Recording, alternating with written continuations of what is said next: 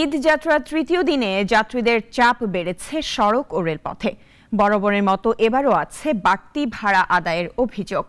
তবে ঈদের আনন্দ ভাগাভাগি করতে রাজধানী ছাড়তে পারায় খুশি তারা। ফজলে রাব্বির প্রতিবেদন। আগামী সোমবার সারা দেশে উদযাপন হবে পবিত্র ঈদুল আজহা।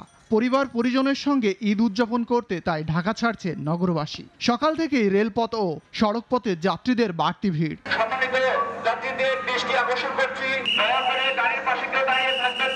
ঈদযাত্রার তৃতীয় দিনে চাপ বেড়েছে বিমানবন্দর রেলওয়ে স্টেশনে। ভোগান্তি এড়াতে টিকিট দেখে রেলওয়ে স্টেশনে প্রবেশের অনুমতি পাচ্ছেন যাত্রীরা।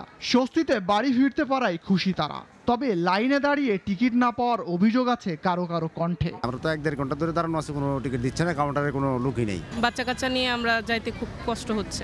কোনো ধরনের ভোগান্তি নাই, খুব স্বাচ্ছন্দ্যে যেতে পারছি বাসায়। আজকে যেহেতু দেখতেছি সব ট্রেন রাইট টাইমে আসতেছে, না কোনো ভোগান্তি নাই।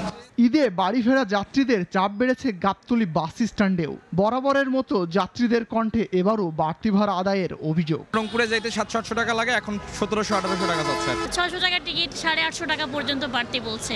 এদিকে ভাড়ার চার্জ ঝুলিয়ে না রাখায় একটি কাউন্টারকে 3000 টাকা জরিমানা করেছে বিআরটিএ। কোনো পরিবহন যেন 1 টাকা অতিরিক্ত ভাড়া আদায় করতে না পারে এবং প্রত্যেকটা টিকিটের কাউন্টারে যাতে ভাড়া ছাড় থাকে সেটার জন্য কিন্তু আমাদের নির্দেশনা আছে। ঈদে প্রতি বছর যাত্রীদের ভোগান্তির অভিযোগ পাল্টা অভিযোগ থাকলেও ঘরে ফেরার টিকিট পেয়ে খুশি যাত্রীরা। তাদের চাওয়া ঈদযাত্রা আরও নির্বিঘ্ন হোক। ফজলে রাব্বি, নাগরিক, ঢাকা।